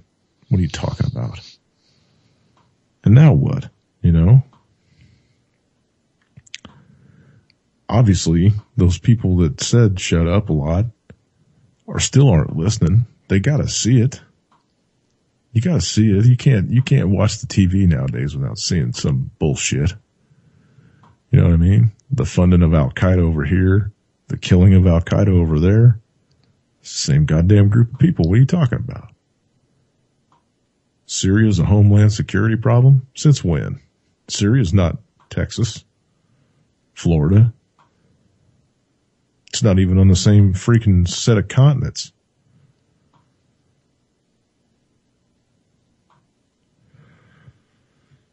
And people don't say nothing. They don't say nothing. President, like that guy said in that video clip you sent, he's a madman. The guy's throwing bombs, missing people all over the freaking planet. He's killing the United States citizens. With no judge, no jury. Go ahead. That was the only part where I disagreed with him, was where he said, this man is no. And if that's, that's the way you think, that it's him doing all this and not somebody that's been doing this behind every government, because it's not just him. It's every government that's done this to innocent people around the world. But this whole drone thing, though, I mean, but again, he didn't start the drones. I understand that. I understand start the drones. He did, but you got to give him this. This president, Barry Soetoro, is running balls out, man. You think he's making a decision about anything of foreign policy or American policy? You seriously think that he's sitting in there with Joe Biden going, hey, I think we ought to do this. Yeah, let's do this. No, not to that degree. So I think they've got a little leeway on what they do, and I, honest to God, think that they're going balls out. I think that he's full in. He's threw all of his chips on the table. All of his cards are laid out flat. Because he's got nothing. He's got nothing. 2 more years, and he's free as a bird. I've always felt they were puppets. Every president, I hear back. Yeah, we just got a caller coming in. I think it's Desert Hawk. Oh, absolutely. Yeah, be quiet. No, sir. Desert Hawk. I got your number memorized now, brother. How's it going tonight? Hey, you guys. Yeah. What do you got to add in? Well, you're talking about the drones and Obama and the players, so to speak. I would just keep an eye on looking at the basics, who's calling the shots. Well, yeah, but we really don't know who's calling the shots. Well, we know it's the bank. Yeah, but if you run the basic math, who's calling the shots? Well, it's the banks, but I mean, you still don't know the names behind the motive. You know what I mean? We know the motive. The motive is to carve up everything amongst themselves. But you don't know. I mean, you know a few of the big names. I'm sure that Barry's not on the phone with a Rockefeller every day. You know what I mean? He's getting his talking points from somebody, but you don't know how that chain evolves down. Is it Dick Cheney still? I mean, is Cheney still blowing orders up somebody's ass over there? Because he's got a crooked smile on his face every time you get him on TV. Looks like he's dying now, but Mm-hmm. Yeah, I hear you. I don't think BB Netanyahu's calling all his shots over there either.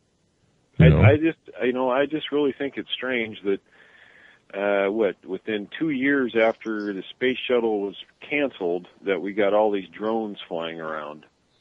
That seems a bit odd to me. I mean, they were already being put together though. The space program, the reason that they canceled the shuttle was so that they could throw all of that money into the unmanned space vehicles, the X-37B and a couple other things that they got going on, Delta Wing and one other one. Well, that's pretty sad, because when I was a kid, they promoted the idea of people going, real life people going. Oh yeah, we were going back to the moon. Remember? When we were in high school, we were going back to the moon. Yeah, I mean, they didn't tell me when I was a kid, hey, do all this stuff so we can send some robots over here. That's not what they said. And you'd have to go back. So you'd have to go the first time to actually go back. So yeah. Yeah. I just thought I'd throw that in there. I'll catch you guys on the internet, and if I come up with something groundbreaking, I'll call in or something. All right, man. Thanks for calling in tonight. I appreciate it, Hawk. You bet. Have a good one. Yep. Bye.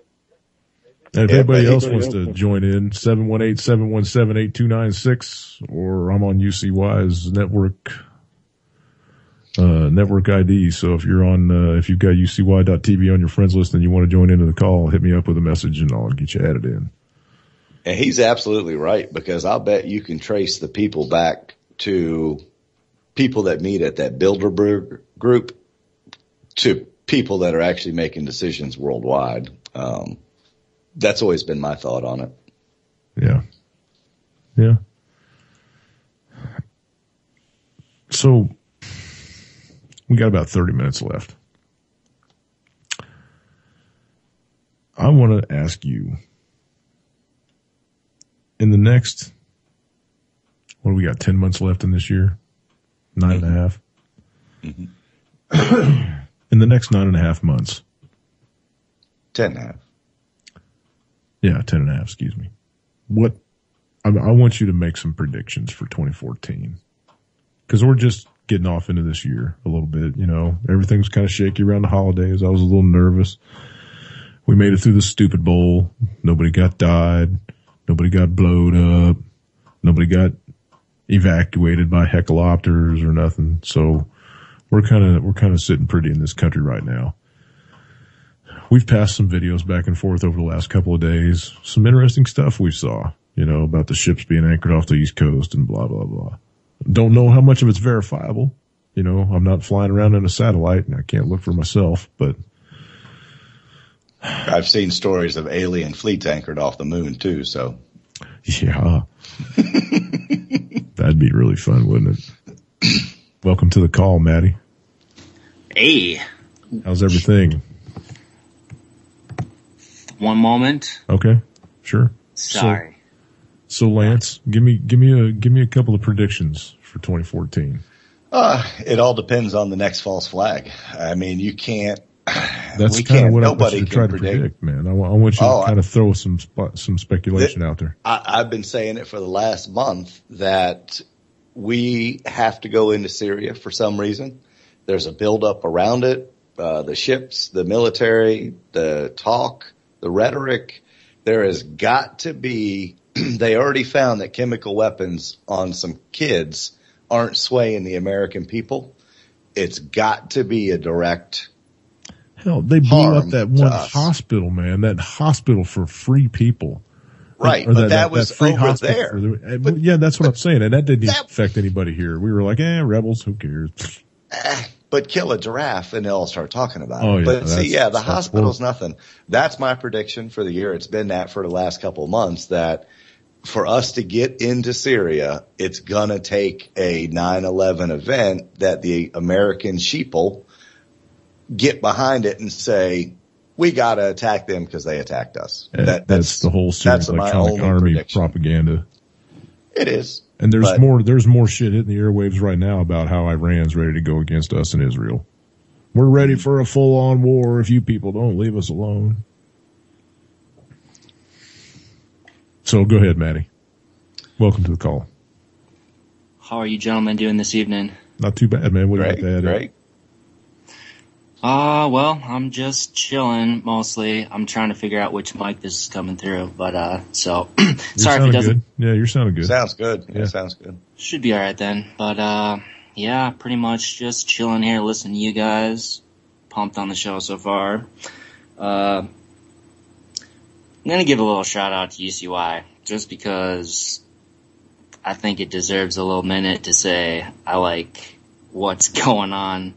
I don't know. I try to keep an ear out for other places that are putting out really good information, but wow, I think UCY is really doing a good job. It's actually for being a non-commercial radio station, they really are putting it together. But short of that, I know that there's not too much time. If I do have a minute, I will. I'm not really following the Olympics. You got a minute, go for it.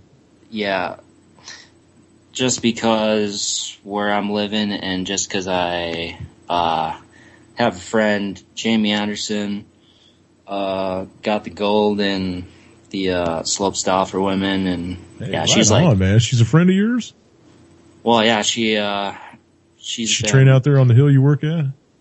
Yeah, the place that I'm working at now, and I worked at for a while. But that's outstanding. Do you have her name again? Yeah, Jamie Anderson. And she got the gold. Yep. In downhill? In the slopestyle for women's. Outstanding. But I mean, the cool thing about it is she is honestly like the best role model for everybody, kids and all that, because she is like, every time she has a chance to do an interview, she's talking about taking care of the earth and like grounding, walking barefoot, hugging trees and stuff like that. Like, she's not afraid. I have a mission for Matt. Mm-hmm. When she gets back, when after the local press and everything beat her up, get her on my show, dude. Tell her I want to interview her. I'd like give her a full hour to herself. I'd give her 2 hours if she wants to come on Wednesday. Get her on my show for me. Tell her that I want to get her on my show. I bet you she'd probably have no problem with that, but I'll definitely. Sweet, dude, that would be amazing if you could do that for me. That's my mission for Maddie. On it. Right on. Okay, continue. Does she got a website or anything you can drop? I'm going to put it in the chat room and stuff. You know, I don't really know because of her position. Right. For all I know, she probably does, but I mean, she's probably on she is on Facebook and stuff like that, but I don't know. I don't know of a website for her specifically, but, yeah, I just thought I would mention that. I mean, I don't get real big into the, Hoorah USA aspect of it. No, and but the athletic aspect that, those people put their bodies through so much in the training and everything. They suffer so many injuries and stuff trying to achieve the pinnacle of their sport. I give all kudos to them. I think they get paid way too much when they're professionals. And I want to, let me bounce that off you real quick, Matty. You're a young kid, so I don't know how you'll see it, but I know, Lance, you remember back in the day, the Olympics used to be for amateur athletes only. Once you went professional in your sport, you could no longer enter the Olympics. You remember that? Before it became over commercialized, yes.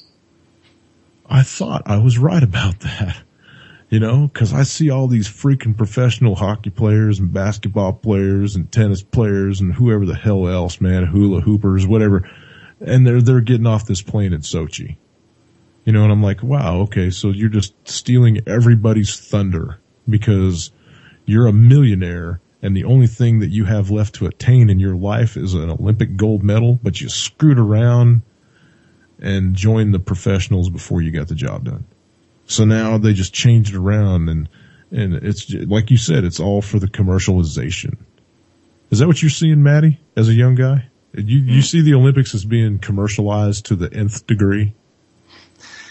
Oh boy, I'd like to add more about it, but I'm totally detaching myself from, I haven't had TV, so I can't even stand to watch TV because it's all just like really harsh flashes and stuff that I suspect to be probably not very good for your brain cognitive ability. So I just haven't even, and I haven't. What about up on the mountain though? Are they pushing it all on the mountain? They got a bunch of banners and stuff talking about Sochi and. No. No, really? Wow. Holy crap. No, nothing. Figured there'd be Team USA shit all over. But, well, I don't know. I haven't really been up at Sierra, but they're actually pretty, they're pretty humble. Her, home resort, it's mentioned on the website and stuff like that, but right. I don't know. If it was other people, I think they would be blasting it, but I don't know. I'll use the word or term trip on it. I just think about like how many people, since it's the whole world, a lot of people really focus in on it. It's a great time. 93 countries, man. Mm-hmm. Yep. 93 countries there. It's a great time. We can all be peaceful. It's cool that nothing happened so far. I mean, whatever. I'm going to forget about all that. They're just doing that for security because they're making a security industry, is my opinion on that. But it's a good time. Yep. I saw a really good one the other day. I think it was in the cross country, the men's cross country ski. One of the Russian athletes had a problem with his ski and he couldn't get it fixed.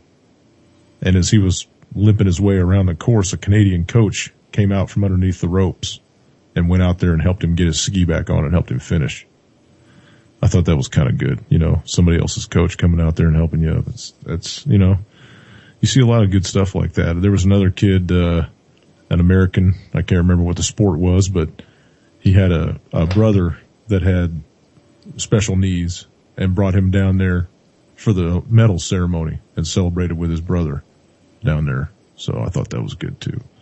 There's you're seeing a lot of humanitarianism from some of these younger crowd, and that's heartening to me. It gives me a kind of a good outlook. Like you said, Lance, good wins, evil loses in the end. That's the way it's supposed to be. That's the way it's going to be. Mm-hmm. You know, it's going to be a rough ride getting there, but I think we're on the right path. I think everybody's starting to see through all the bullshit. Are you seeing through the bullshit, Maddie? I know you're wide open awake, so. But I mean, like if you catch any, blurbs out of Obama's mouth, can you go right through that? Can you see right through all that shit? Oh man, I mean, it's not to. I think a lot of the people that are listening are on the same level, but yeah, it becomes very clear after you follow this for a while. I guess you're asking a pretty reasonable question, but I think I'm on a similar level with you guys, listening to everybody and sharing ideas. It's pretty clear, and I mean, it goes back to the use of psychology even, but just on a day-to-day basis when you listen, it's disgusting. I'd say definitely. I can hear through it. I just don't think anybody really pays attention, because that's the cool thing about America. Someone else is taking care of it for you, and I have better stuff to do, or I'm too busy. So. Can't be concerned with the day-to-day running of the country and stuff. No, you got Honey Boo Boo to watch and. Oh, you elected someone, you went and voted, so, my person didn't get it, so I just don't care anymore. I mean, I don't know. You can just tell nobody cares, obviously. That's the impression that I get, but it would be great to have good data about what people are actually paying attention to. I have no idea, but I'd just imagine just mainstream TV and news, but I really have no idea. Nobody cares. That's exactly the apathy in this country. That's exactly right. Nobody cares. And we've gotten to the point where nobody cares about anything anymore. Your local government doesn't care about how your town's being run. Doesn't care if the streets get fixed.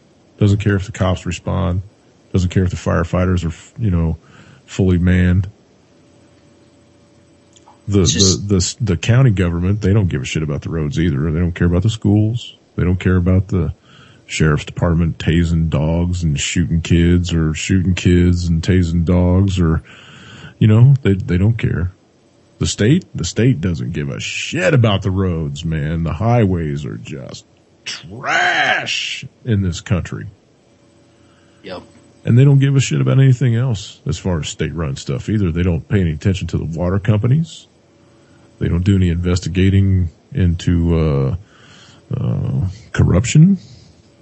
They don't do any of the state stuff, except maybe buy a jet for the governor.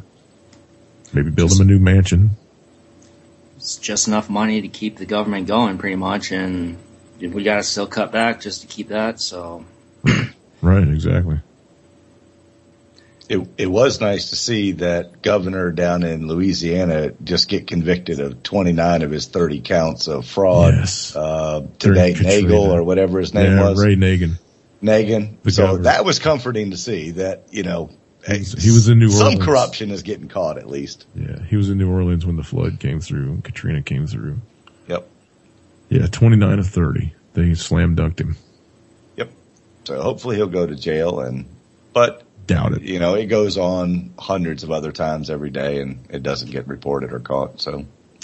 Now look at the freaking governor they got down there now, man. Bobby Jindal. He's a worthless shitbag.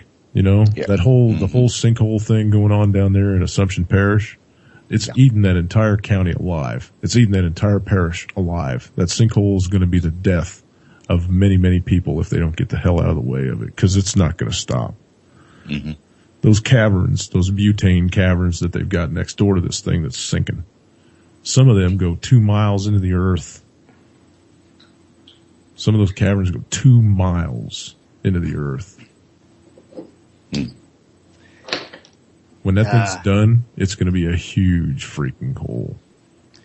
One thing I'd like to bring up while you're talking about the butane and the sinkhole is you don't see much about it anymore, man. It's like Fukushima. They put a clamp on that information coming out of there. It's just always something more important, which is not important. But with the with the butane, and I will also transfer this into natural gas, but the butane, when they talk, the reports that I had heard earlier, they're talking about radioactive storage next to the butane. Yeah. Or in it, or it's combined, or who knows. If it's all collapsing, then who knows? It's all combined. Let's just say that they're storing butane next to radiation or other contaminants that they're trying to hide in the earth, causing water problems. There was a company that was renting or leasing some of those caverns from Texas Brine. And they got caught 3 times now. 3 times putting nuclear waste. I don't think it's actually from a nuclear reactor. I think it's medical. It's like cobalt 60 or some other shit like that. But anyway, they had this nuclear waste that they couldn't get rid of, and they said, because Yucca Mountain never opened, right? So where were we going to do with it? So they leased this cavern and they stored it underground in these caverns off of Texas Brine. They paid them a big lease. And they got caught by the state of Louisiana doing it 3 times. Now, when I read those reports about them getting caught, I never read anything about them removing the waste. I read everything about them paying a fine and going to court over it and yada, yada, yada. Lawyers said this, judges said that, blah, blah, blah, blah. Never saw any kind of order for them to remove the waste or what they did with it afterwards.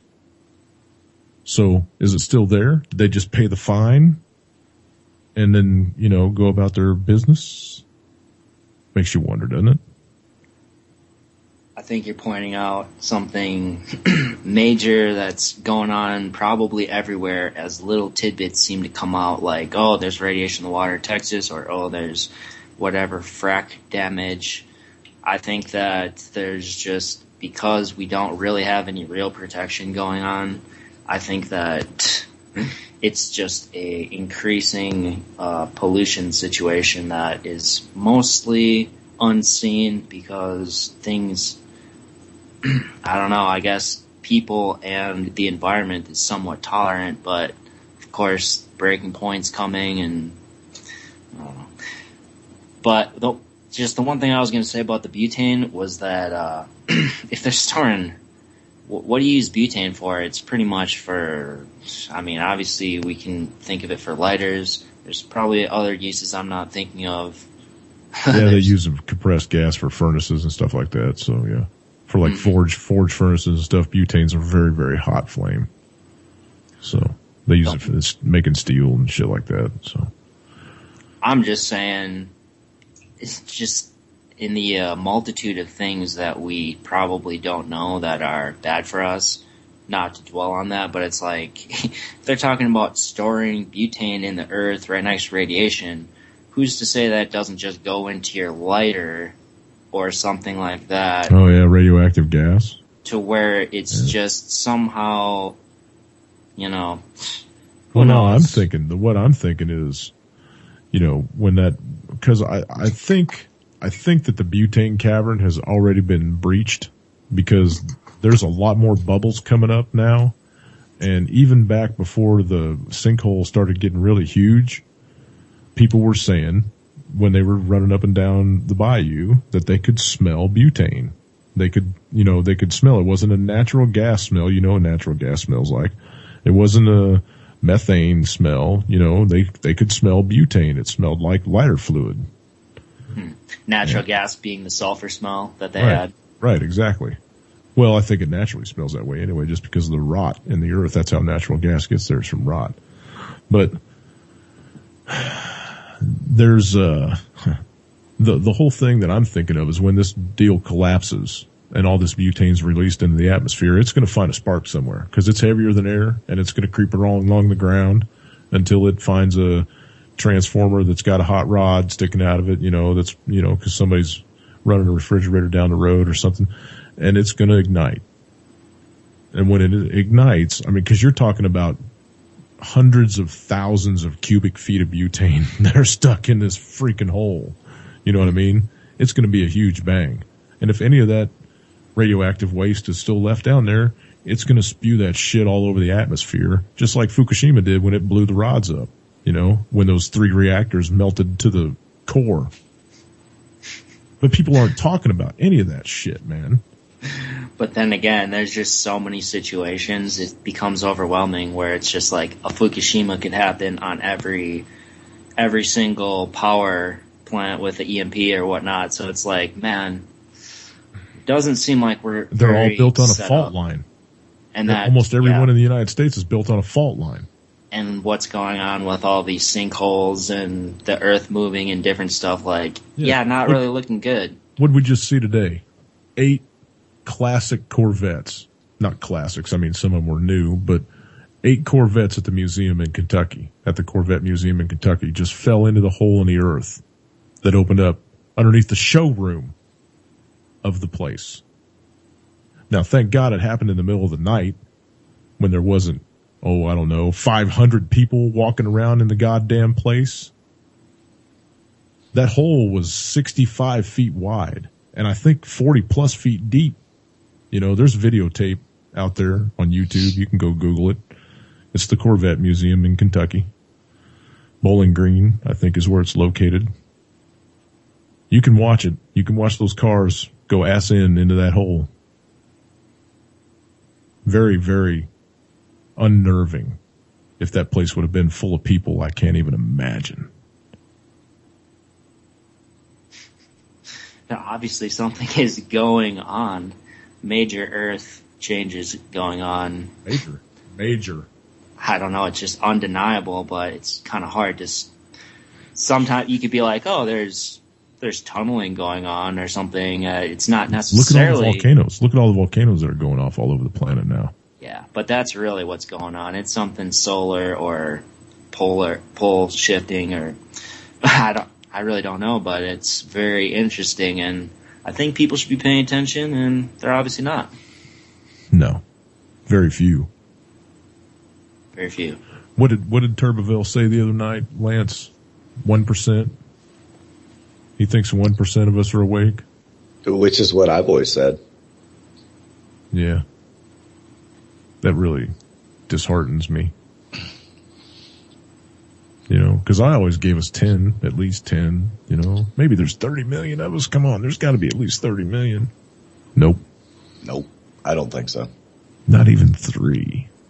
Not even 3 million. We can't even get 3 million of you people to say and feel the same thing and stand up and do something about it.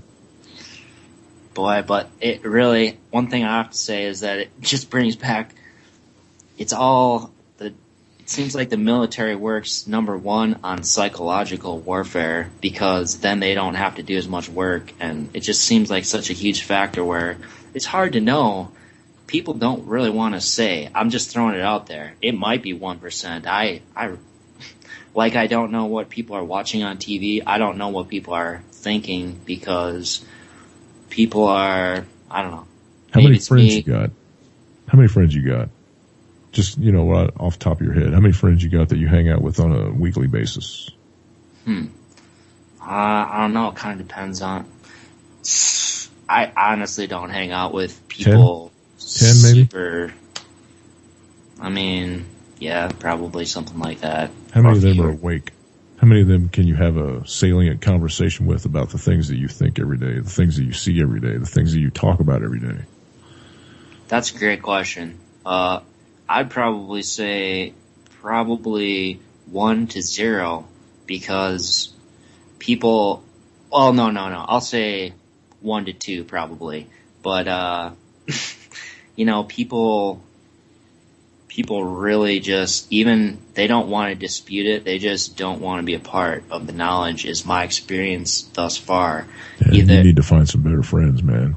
Look, this is the way that you get through it. This is the only way I get through it, is you surround yourself with like-minded people.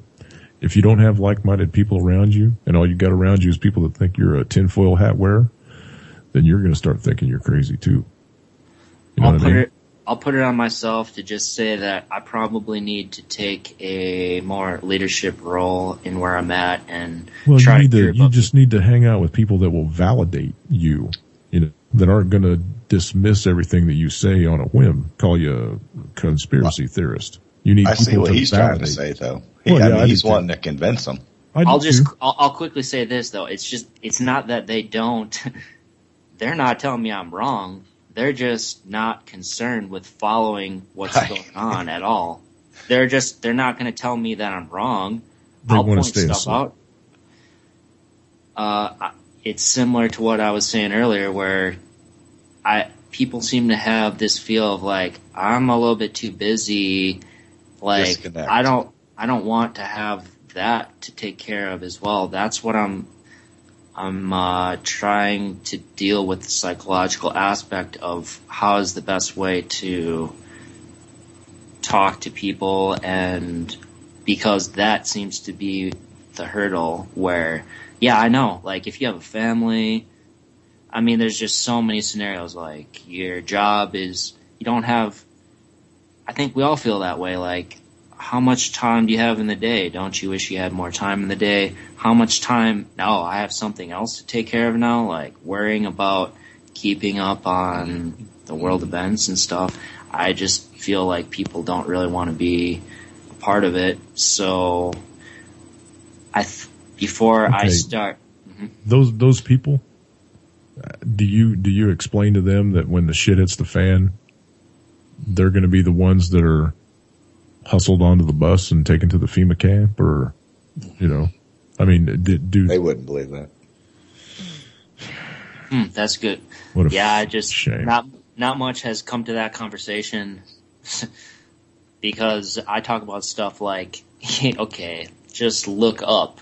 If you can just see what's going on above you, then you should, my opinion, try to get them to focus on one thing.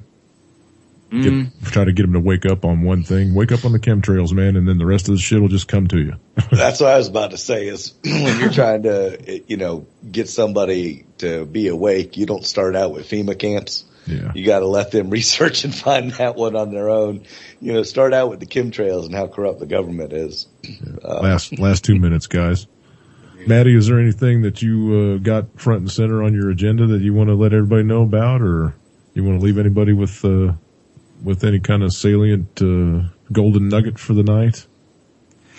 Give a quick shout out to everyone in the chat room, because there's some really amazing people out there that just put out great thoughts all the time. And call in sometime if anybody feels like it. That was cool here in DH, but just a bunch of love to everybody out there, because that's all I really got to live and give. And great show, guys. Thanks. I appreciate you calling in and adding in, man. I appreciate you too, Hawk. I thank you for calling in earlier too. Lance, what do you leave everybody with? Rule number 1. Don't be number 2. That was an excellent meme on Facebook the other day. And I'll remember it. I've said it like a dozen times now. Rule number 1. Don't be number 2. Don't be number 2. Solid. Peace and love, everybody. Go out tomorrow and hug somebody that you haven't hugged for a while. Tell them that you love them. Smile at people just because they'll think you're an asshole.